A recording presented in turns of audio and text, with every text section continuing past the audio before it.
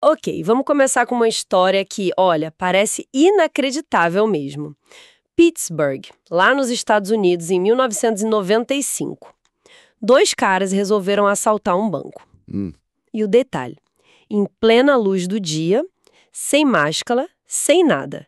A estratégia deles para enganar as câmeras de segurança foi passar suco de limão no rosto. Suco de limão. Sério? Parece piada, né? Mas é real. Eles tiraram essa ideia daquela coisa antiga de tinta invisível com suco de limão, acharam que iam ficar, tipo, invisíveis mesmo para as câmeras. E o pior, um deles ainda fez um teste antes. Usou uma câmera Polaroid, a foto saiu toda borrada, talvez a câmera tivesse com defeito, sei lá, ou ele usou errado. Mas para eles, pronto, era confirmação. O plano era genial. Claro, né? Não deu certo. Foram presos quase na hora, mas essa história, assim, tão bizarra, levanta uma pergunta muito boa, né? Como é que a gente percebe a nossa própria inteligência? Ou a falta dela, no caso. Exato. O que faz alguém ter tanta, mas tanta confiança numa ideia que, vamos combinar, era completamente furada. É exatamente isso que a gente vai explorar hoje. Nós demos uma olhada nos materiais bem interessantes sobre a psicologia da competência e também da incompetência. Uhum. E a nossa missão aqui é tentar entender essa relação, que é bem complexa, entre o que a gente sabe de verdade, a confiança que a gente tem nesse saber e como a gente se avalia. Os textos que a gente viu apontam para um fenômeno psicológico bem específico que ajuda a explicar casos como esse aí dos ladrões de Pittsburgh. Basicamente, então, a gente quer entender por que algumas pessoas superestimam tanto o que sabem fazer, enquanto outras, que às vezes são até as mais capazes, acabam se subestimando. Isso. E o que tudo isso ensina pra gente sobre como a gente aprende, sabe? E sobre a natureza do conhecimento em si. Então vamos lá. Essa história do suco de limão, ela não passou despercebida, né? Chamou a atenção de psicólogos. Um deles, o David Dunning. Sim, ele e o colega Justin Kruger. Eles pegaram essa história e outras parecidas e foram estudar. E daí formalizaram o que hoje a gente conhece como efeito Dunning-Kruger. Certo. E qual é a ideia central desse efeito? Pelo que eu li nos materiais, não é só que os caras eram incompetentes no assalto, isso era óbvio. Mas a própria incompetência deles impedia que eles percebessem que o plano era ruim. É isso. Perfeito. Esse é o ponto-chave que as fontes destacam. É o que chamam de fardo duplo da incompetência. As pessoas que têm um desempenho baixo numa área, elas não só tomam decisões ruins, sabe? Mas a própria falta de habilidade delas impede que elas reconheçam os erros.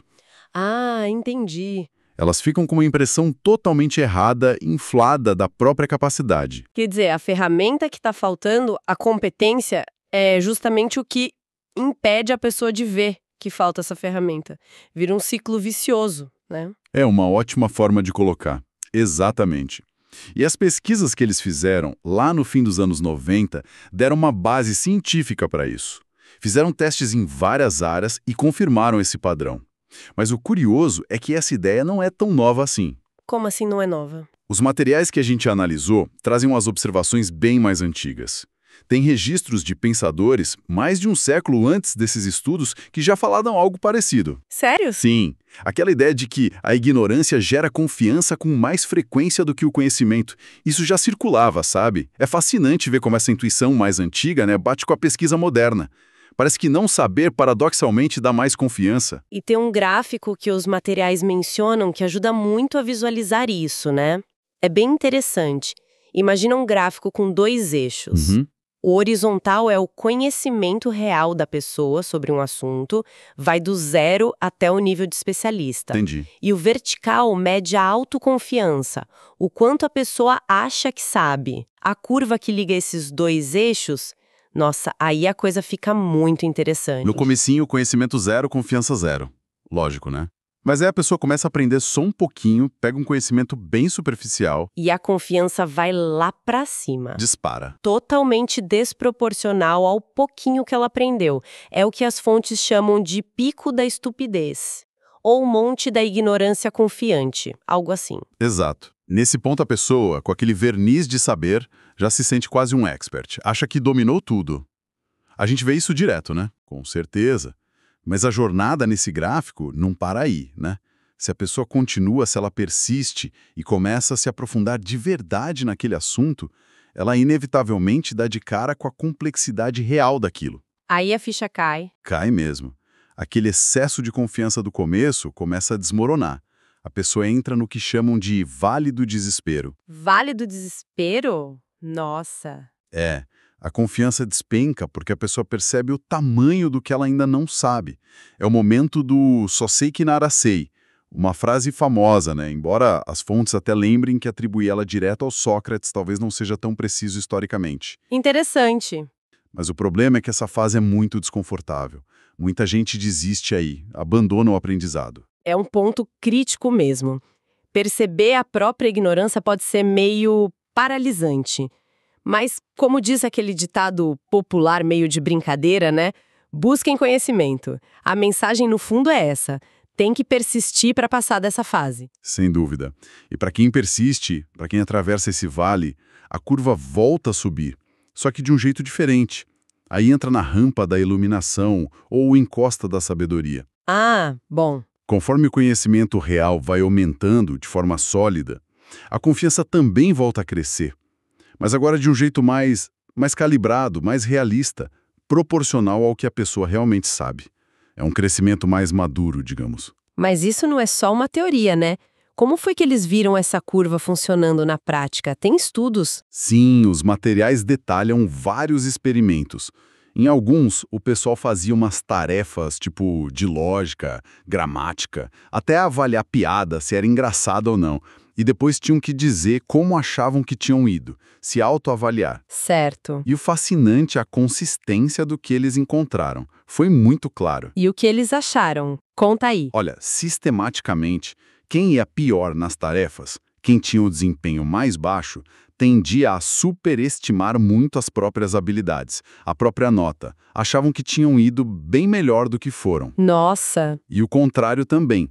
Quem ia muito bem, quem tinha os melhores desempenhos, mostrava a tendência oposta. Frequentemente, eles subestimavam o quão bem tinham ido, especialmente em comparação com os outros. E esse padrão aparecia em várias áreas diferentes, então? Não só lógica, mas atletas, jogadores de xadrez? Sim, os estudos replicaram isso em contextos bem variados. Quanto menor a competência de verdade, maior a tendência a achar que sabe muito. E quanto maior a competência, maior a tendência a ser mais modesto, mais realista ou até se subestimar um pouco. Isso ajuda a entender muita coisa que a gente vê por aí. Totalmente. Me lembrou aquele dado famoso que está nos materiais de um estudo americano. Mais de 80% dos motoristas se achavam acima da média para dirigir. O que é impossível estatisticamente falando, né? Mas reflete bem essa dinâmica. Exatamente. E os perigos dessa superconfiança inicial, do pico da estupidez, são muito reais. Os textos dão exemplos claros. O motoqueiro que acabou de tirar a carteira e já sai fazendo manobra arriscada. Sim. O profissional júnior que está seguro demais para fazer uma tarefa complexa, o investidor iniciante que aposta tudo achando que já entendeu o mercado. Todos podem estar ali, naquela fase de confiança inflada, sabe? Desconectada da realidade. E isso vale também para como as pessoas formam opinião sobre assuntos super complexos, né?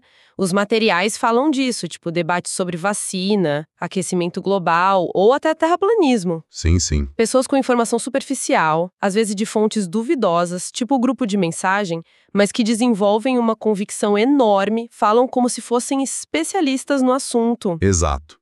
Elas podem estar lá no alto daquela primeira curva, sem a menor ideia da profundidade das nuances que faltam para ter uma opinião realmente sólida. É um alerta importante, né? Ter consciência do limite do próprio conhecimento é fundamental para não cair nessa armadilha. Mas e o outro lado da curva? Aquele ponto baixo, o vale do desespero. Ele também tem seus problemas, né? Tem sim.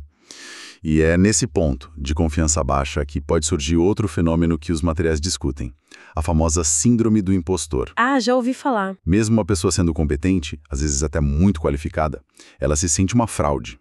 A dúvida sobre a própria capacidade é tão grande que ela acha que não merece o sucesso que tem, fica com medo de ser desmascarada a qualquer momento. Isso parece terrível. É quase uma autossabotagem, né? A pessoa pode acabar perdendo chance ou oportunidade por causa disso. Com certeza, o medo, a insegurança podem fazer a pessoa evitar desafios, não se candidatar para uma vaga melhor, não dar a própria opinião.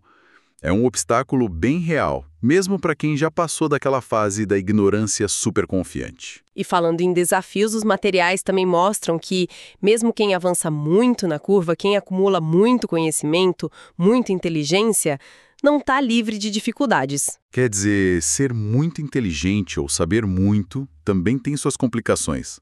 Não é só vantagem. Exatamente. As fontes apontam vários desafios. Um deles é a comunicação. Às vezes o conhecimento fica tão natural para a pessoa que ela tem dificuldade de perceber que os outros não sabem aquilo. Aí pode parecer arrogante ou a comunicação simplesmente não funciona. Entendi. Faz sentido. E que outros desafios eles mencionam? Tem a questão da estrutura, sabe? Escolas, ambientes de trabalho, que nem sempre oferecem o desafio certo para a capacidade da pessoa. Ela acaba sendo subutilizada. E tem um lado social também. Sensação de isolamento, às vezes histórico de bullying na escola, e aquela pressão constante que vem de fora e de dentro, de ter que corresponder, de ser sempre brilhante. Imagino que isso deva ter um custo psicológico alto. Pode ter, sim. Um estudo que os materiais citam, feito com membros da American Mensa, aquela organização para gente com QI muito alto, indicou que eles têm uma chance bem maior de ter certos diagnósticos tipo transtornos de humor, TDAH, ansiedade. Algo como 200% mais frequente do que na população geral, segundo o estudo. Nossa, 200%! Isso levanta uma questão importante sobre os fardos que podem vir junto com um alto nível de inteligência ou conhecimento. É inesperado, né? Muito contraintuitivo. A gente busca conhecimento achando que é só vantagem. Mas ele traz seus próprios desafios. E para complicar ainda mais, os materiais entram numa questão mais profunda, a própria natureza do conhecimento humano, que parece ser mais complexa do que a gente pensa. É aí que entra o tal paradoxo de Polanyi. Isso mesmo. Michael Polanyi, um pensador húngaro-britânico muito influente, ele disse que nós sabemos mais do que somos capazes de dizer. A ideia central é que uma parte enorme do nosso conhecimento é tácita. Tácita? Como assim? Quer dizer, a gente tem esse conhecimento, usa ele todo dia, mas tem uma dificuldade danada de explicar ele em palavras, de transformar em instrução clara, sabe? Ah, tipo aquela sensação de eu sei fazer, mas não sei explicar como faço. Ou quando você tem uma intuição forte sobre algo, mas não consegue justificar com lógica. Polanyi diz que isso é normal, então. É uma característica do nosso saber? Exatamente. Desde coisas bem físicas, como andar de bicicleta, que a gente não pensa para fazer, até processos mais mentais, tipo reconhecer um rosto no meio de muita gente, ter uma ideia criativa que parece vir do nada, ou fazer um julgamento de beleza, de estética. Muito disso funciona nesse nível tácito, que a gente não consegue descrever totalmente com palavras. Interessante. E essa ideia do conhecimento tácito, ela se conecta com outra coisa que as fontes levantam, que a natureza é cada vez mais coletiva e interdependente do conhecimento hoje em dia. Sim, as fontes batem muito nessa tecla. A gente vive num mundo onde o conhecimento especializado é gigantesco e está todo distribuído. Ninguém sabe tudo. A globalização, a tecnologia só intensificaram isso. Nenhuma pessoa, nenhuma empresa, nenhum país funciona sozinho. A gente depende dessa rede complexa de saberes que são compartilhados. Os textos trazem um exemplo ótimo para ilustrar isso, que é do economista Leonard Read. A ideia de que ninguém sabe fazer um lápis. Objeto simples, né? Um lápis. Pois é. Mas se a gente para pensar, nenhuma pessoa no mundo tem sozinha todo o conhecimento para fazer um lápis do zero. É impressionante quando você pensa nisso. Desde saber plantar e colher a madeira certa, extrair e processar o grafite, fazer a tinta para pintar ele, a borracha da ponta, o metalzinho que segura a borracha. Cada passo envolve um monte de conhecimento específico, tecnologia, processos que são dominados por gente diferente, indústrias diferentes, muitas vezes em lugares diferentes do mundo. O lápis só existe por causa dessa rede enorme de cooperação e conhecimento distribuído. Caramba! Se isso vale para um lápis, imagina para um celular, um avião, a própria internet. Parece que o nosso conhecimento mais avançado é uma coisa que emerge dessa rede toda, né? Não está dentro de uma cabeça só. Exatamente. E entender isso, a natureza tácita e coletiva do conhecimento humano, tem implicações muito grandes, especialmente por uma área que está super em alta, a inteligência artificial. Se a gente junta tudo isso... Peraí, então se a gente mesmo não consegue explicar direito como a gente faz um monte de coisa, tipo reconhecer uma emoção no rosto de alguém ou ter uma ideia genial para um poema, como é que a gente vai ensinar uma máquina a fazer isso? Parece muito difícil, né? Esse é o nó da questão que as fontes levantam. Como é que a gente programa uma máquina para fazer tarefas que dependem tanto desse conhecimento tácito, subjetivo, intuitivo? Os materiais dão exemplos. Como você codifica a escolha de um músico por um acorde específico e não outro? Ou a escolha de uma palavra por um poeta em vez de um sinônimo? Ou a decisão de um pintor sobre qual tom de azul usar? São decisões que, mesmo para quem toma, muitas vezes parecem vir de uma sensação, de uma experiência acumulada que é difícil de botar em palavras. Correto.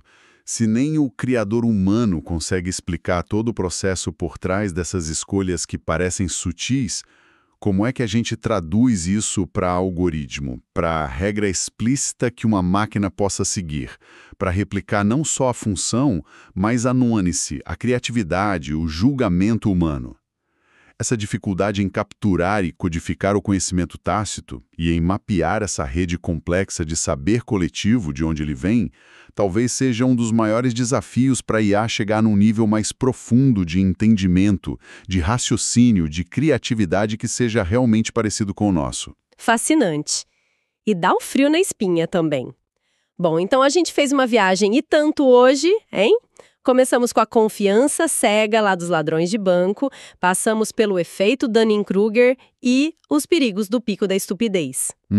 Descemos para o vale do desespero, falamos da síndrome do impostor e terminamos explorando essa natureza complexa do conhecimento.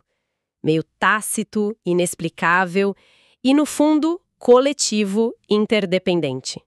O que fica disso tudo, afinal? Olha, a grande mensagem que parece sair dos materiais é a importância fundamental da autoconsciência intelectual, sabe?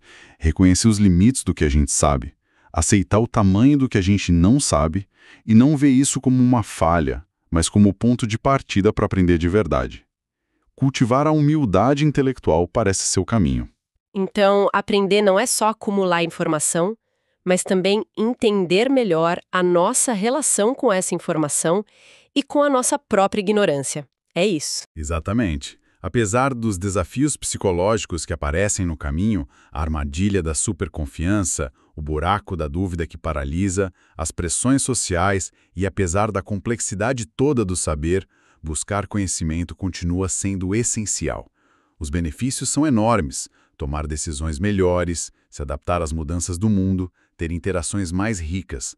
A chave é abraçar o aprendizado como um processo contínuo para a vida toda, com curiosidade e, principalmente, com humildade. Uma busca constante por mais clareza, mas sabendo que a clareza total talvez nunca chegue. Talvez aí esteja a graça da coisa.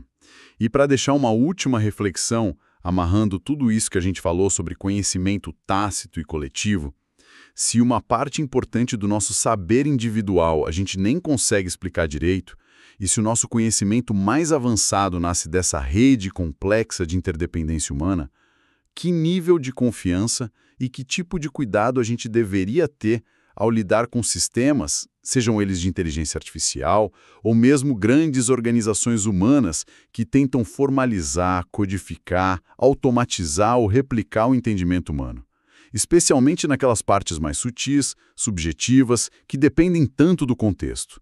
Onde será que estão os limites dessa formalização toda e quais são os riscos de a gente ignorar esses limites? É algo para a gente pensar bastante.